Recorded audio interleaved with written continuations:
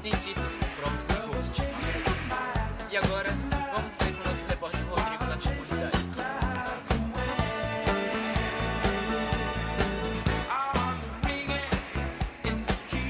Estou aqui na favela. Tá bom, fazer favela. Ele está chegando. Nunca tive essa certeza. Eu vou descer e mostrar pra mim, professor! A desgraça!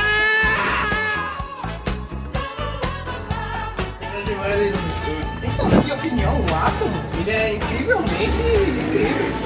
Isso aí, estudando pra prova, viu? Gostei de ver. Bora lá passar que eu vou fazer revisão, bora. Beleza, já tá aí. Bom dia.